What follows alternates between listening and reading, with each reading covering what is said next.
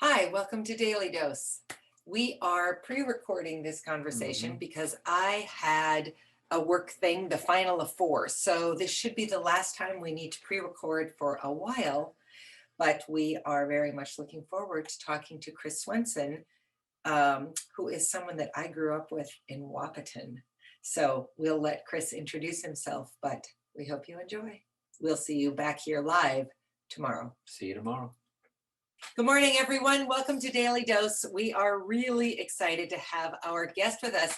You might be, well, I guess I have a cousin who joined us, Chris, but you might be a guest from the furthest part of my life. This is Chris Swenson, who I grew up with until I moved from Wapaton to Moorhead when we were 15 years old. So it's nice to see you again. Yeah, absolutely. It's great to be on. It's great to do this. We have a lot of fun with it. So yeah, Yeah, I feel like reconnecting with you speaks to the power of social media. I mean, it's been 40, 30, 30 plus years since we've seen each other. oh no doubt. I think that's been the greatest thing with that, especially like for me, I live in like Colorado now. And so even all my family are still up North Dakota, Minnesota. Yep. So I'm not always there a lot, but you can see everything going on. And even with text messages now too, I have group text with a lot of Yeah. my good buddies from high school. So we still have that all the time going. So Yeah, it's crazy how connected we are. So Chris is a marriage and family therapist in Colorado, as he said. And you're not on, Chris, to talk about your own journey with addiction because I don't believe you have that, but you're on to talk about it from a professional aspect because Mm. you no doubt have come across it in your professional career. yeah, absolutely. I mean, a lot in the professional side of this, but I know personally in my own life, I mean, there was a time where, college age, people would always say, well, yeah, you drank a lot, this stuff. So there's a lot of college people. I'm like, nah, you don't understand. I mean, when I would be like taking naps in a bathroom at work, 'cause I'm so hungover and my work is struggling where I was about to be fired, stuff like that.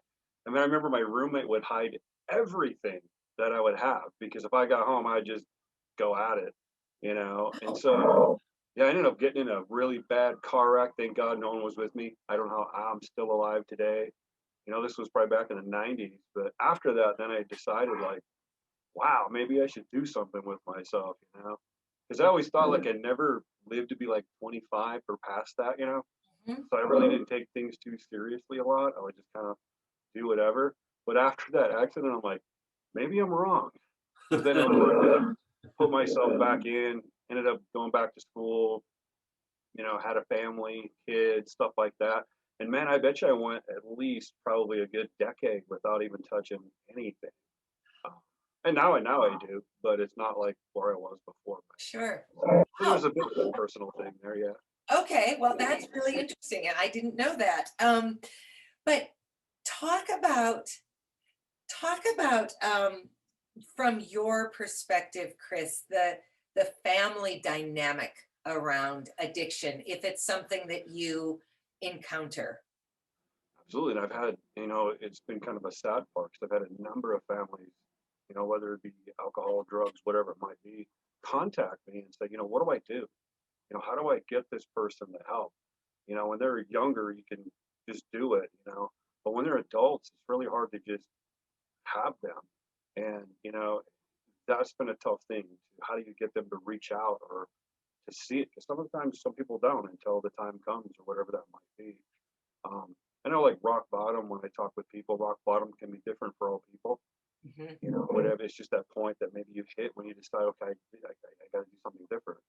You know, um, that's there. I've seen many families, many people where they don't have a rock bottom and they're no longer alive anymore. Things like that.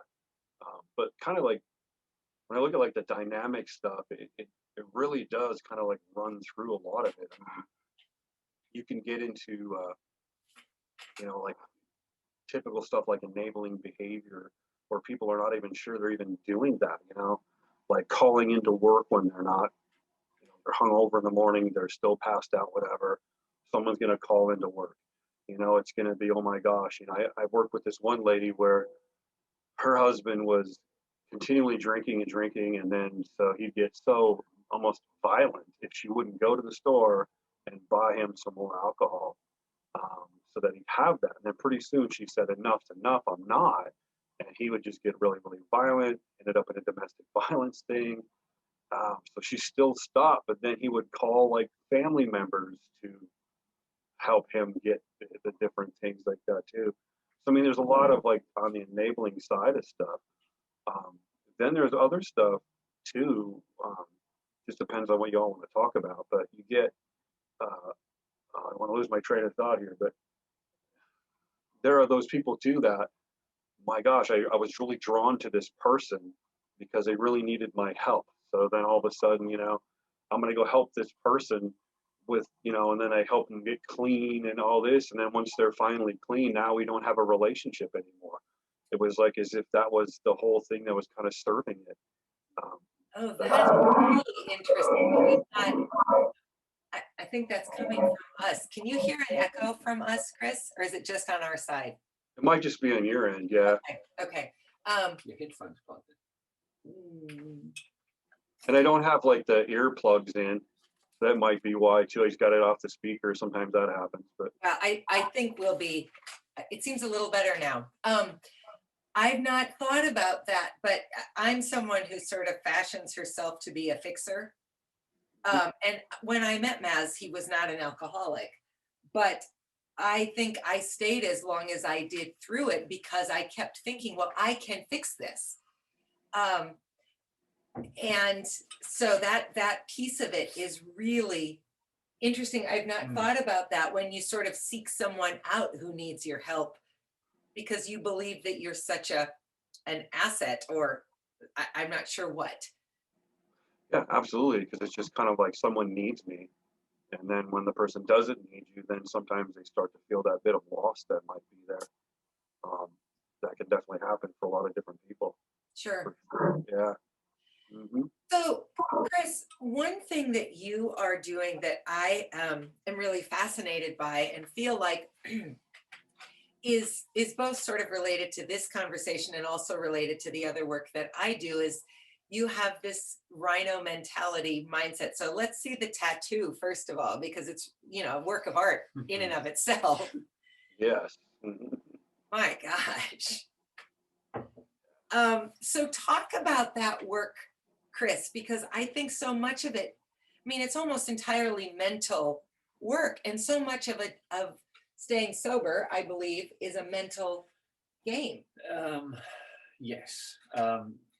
I mean, you do have to. I mean, I personally, and I can't speak for every alcoholic out there, I am aware that I should be diligent to prevent any potential slip up, but it doesn't mean I can't relax and enjoy my life. Yeah. So talk about this because I love the stuff you post. That's really how I kind of reconnected with you. Yeah. No, like when I look at my like the Rhino mentality, I just put that's me, my Rhino, and it basically stands for me of being strong, wise, resilient, as far as like a powerful mindset. And I have like 10 of my principles I go through. I'm not perfect, so I try to do it every day, but I'll go through and kind of read what it means to me, and then how do I earn those each day. It's not just to talk about them, it's how do you earn them by how you live your life. But that all kind of formulated, began probably around the time when I was turning a lot of stuff around in my life, is when going from like a different mindset into something what I have now. um, and so all of that for at least, gosh, maybe 20 years or more of just really actually putting that together, that now has become a lot more full circle. And so even like when I, like my therapy practice is called Rhino Wellness. And so my whole hope is when people come in, that they leave stronger, wiser, more resilient than they did the first time they came in. And so even like with substance, that aspect, it's it's creating kind of this idea of these are the principles that I want to operate my life by. I don't want to operate them according to whatever the problem wants me to do. And so some of it is at first it's so different because you get some of these things and you got to like look at your list and say, okay, how do I respond? Okay, someone that has these values, how do they respond? And beginning to kind of almost retrain that brain where now it becomes a lot more automatic.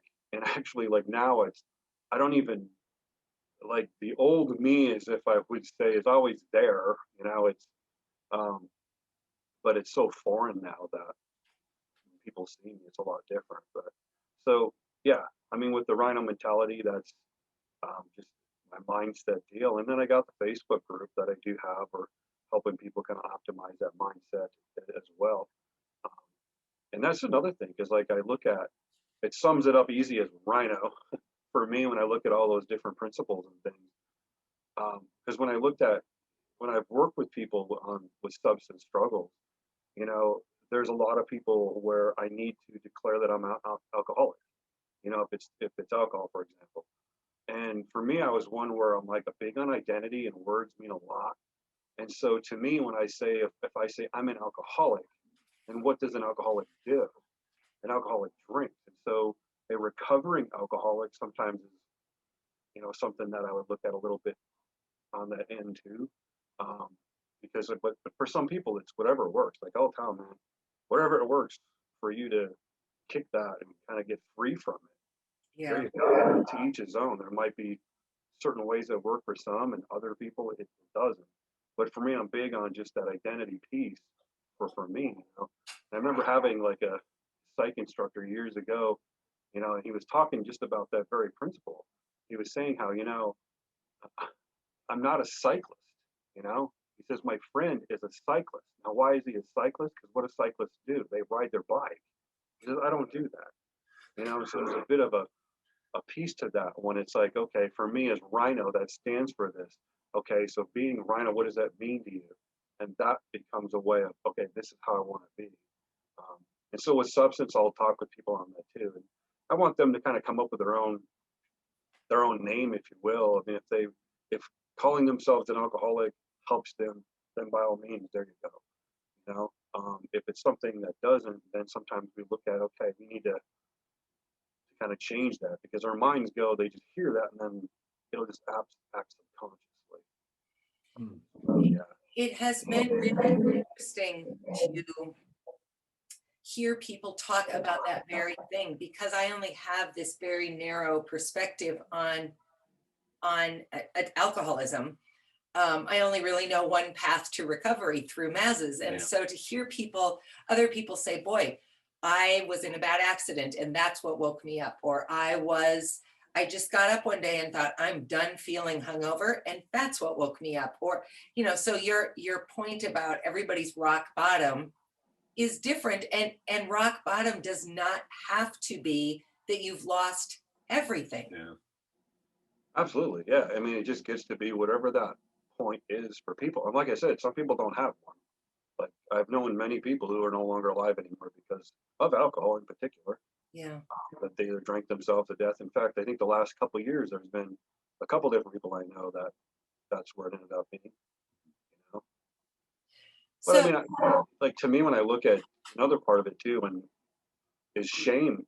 Like shame gets to be a big part with with a lot of people struggling with the alcohol stuff. And so you'll get family members that'll be like, you know, you just better this or you whatever, and start kind of coming down on them. And when they're in recovery time, it's like, man, you know, that's great because of your own anger, you deal with that. But to shame them almost leads them to start getting back into drinking again. Yeah.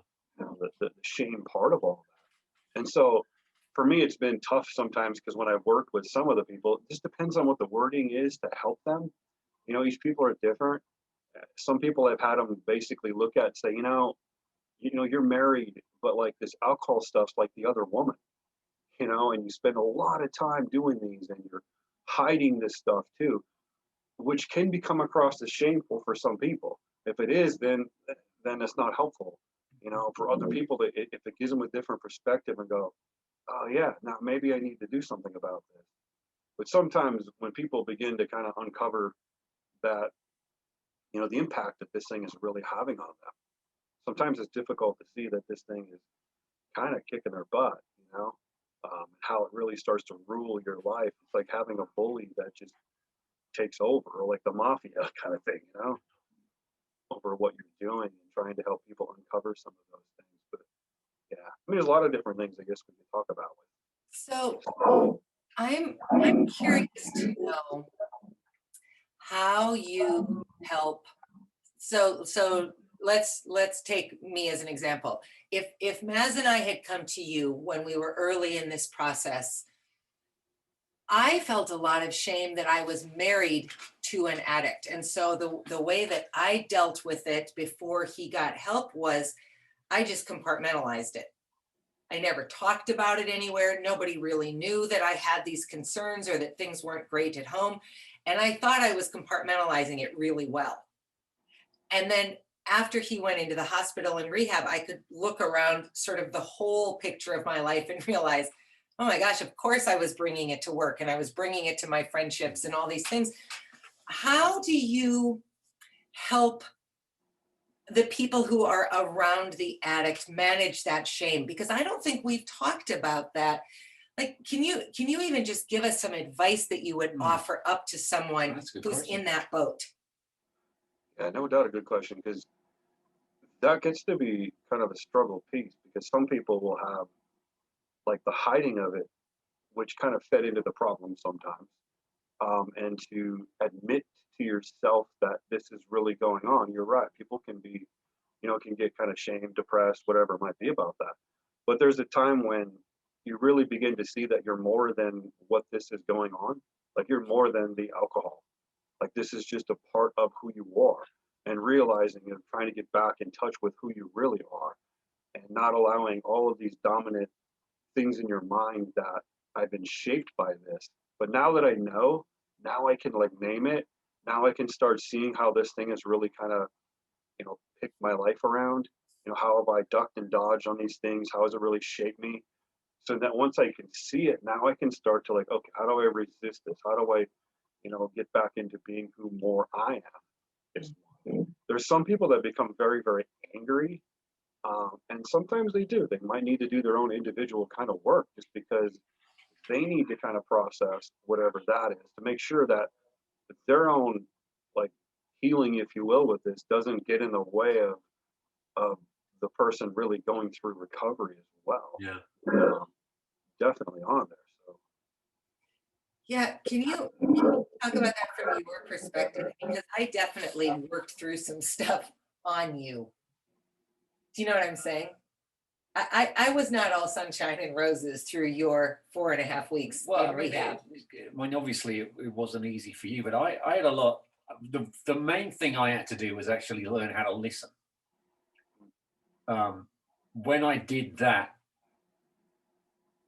understanding came next. I started to listen. I started to understand that how big my problem was, and at that point, I'd actually been sober for over 2 weeks, maybe 3 weeks. So I could actually comprehend the amount of work I needed to do to successfully stay sober.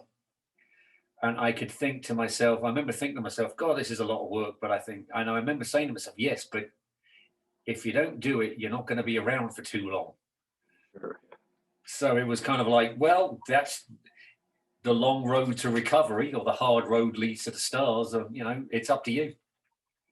So I kind of then well, I wouldn't say it became easy, but accepting advice and thinking about it was my big first step. Turning point. That was my turning point.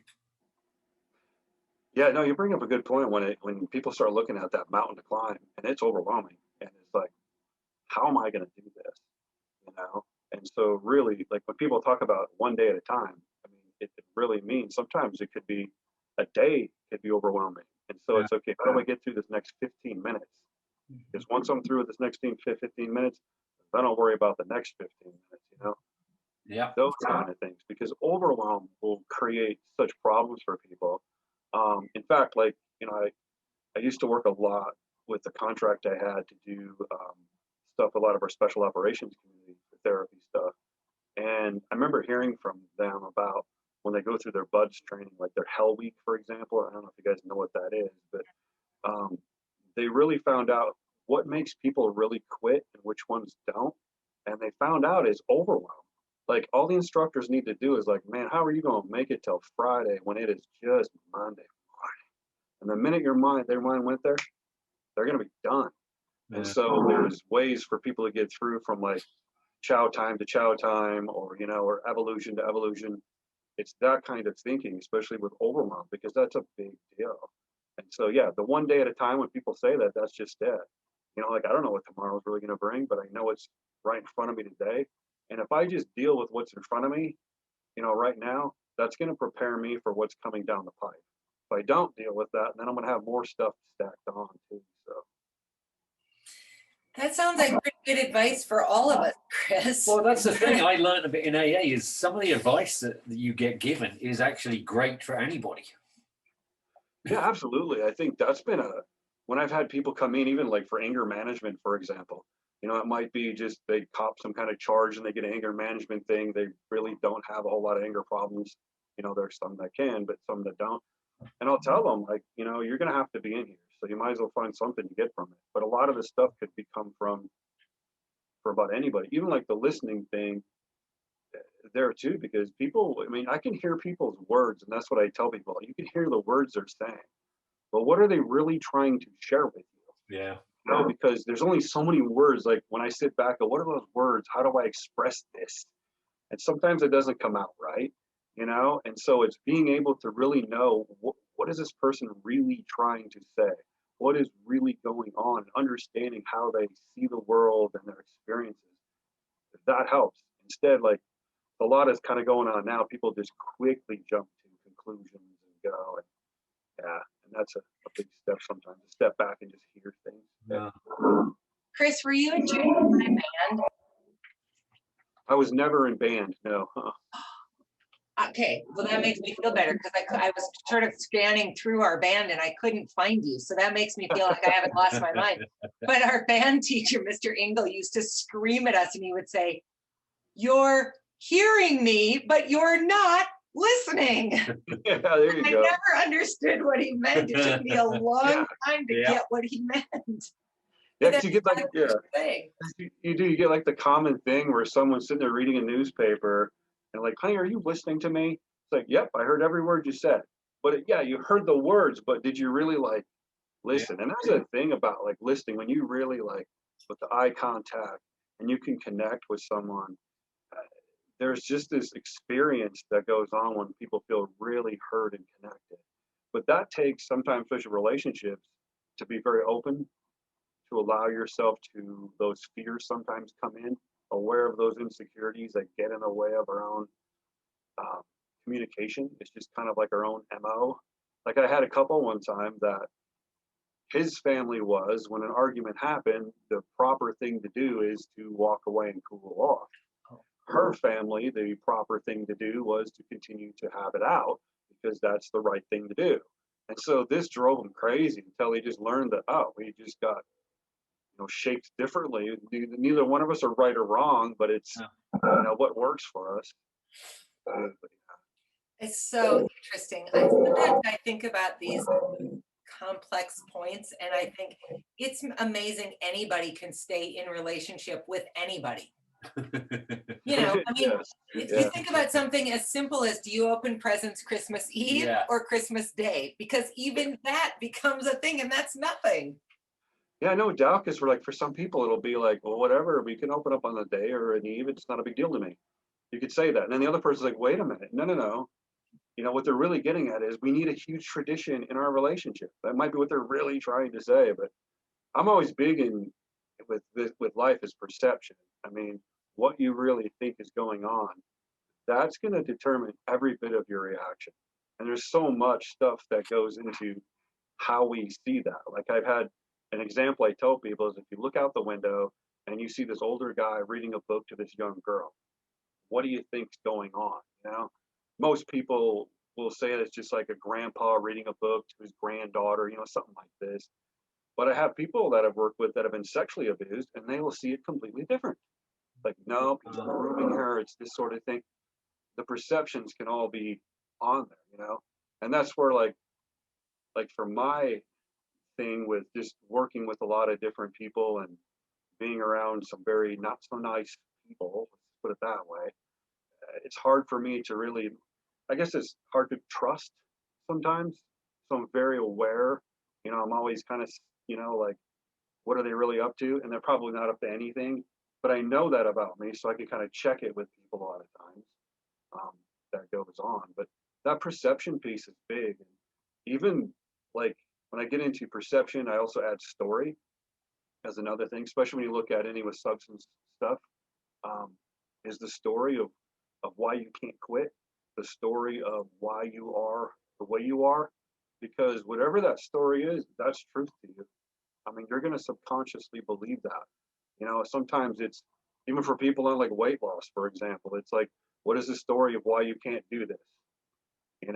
And people come up when you ask people like, well, all you got to do is just ask them and say, well, what's getting in the way? And they'll tell you the story. Well, I don't have time to go to work, or I mean, go to the gym. I don't, that becomes part of their story. But in our minds, if we see ourselves as this, I'm helpless, I'm just not very strong person, then that's who you're going to subconsciously put out that energy. And that becomes a lot different, especially with like substance stuff. There's almost like, because I always view these things very externally, like a lot of the therapy style uses from a narrative therapy practice. And if you know what that is or not, but I mean, it's kind of complex. But I look at it like there's going to be a story that this alcoholism wants for you to believe about you. And when you believe that, it doesn't have to do anything then. You do it to yourself. And so sometimes trying to uncover a lot of those things becomes a big, big deal. Like depression, for example. There's a certain way that it wants you to see yourself a certain way. It needs you to act a certain way, like a movie producer would do. You just do this, you do this, bam, and you can generate it. And it's learning to know how I resist, but what do I want to do? So perception and story become very, very big for me when I work with people, even in my own life. Wow, that's incredibly interesting. Well, Chris, our time is up, but this has been so It fascinating. certainly has. I loved listening to that. That's really insightful. Thank you. So, Chris, tell everyone how they can find your Facebook group. Well, you just go in like the little search thing on Facebook and search for Rhino Mentality. It'll be like Rhino Mentality, optimizing your mindset for success in business and life.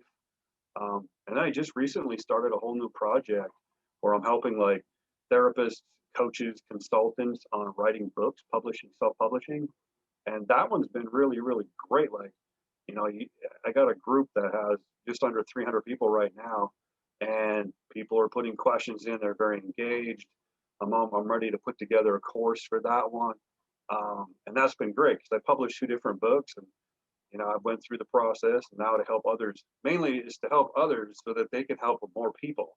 Yeah. And I realize I'm only one person, and how if I can help others to help, then you help more. But I had a lot of fun with this. It might be something we need to pop on and do again sometime because there's a lot of stuff to piece out there. Yeah. I think that's an excellent point. We'll make you kind of a recurring, like quarterly guest or something, Chris. I think that would be great. Yeah. Sure, Excellent. absolutely. Okay, well, we will be in touch again very soon. It's Thanks great for to your meet you, and insight. thank you for your time. And everybody Absolutely. else, we'll see you tomorrow. See you Thanks so tomorrow. much. Bye. You bet. We'll see you.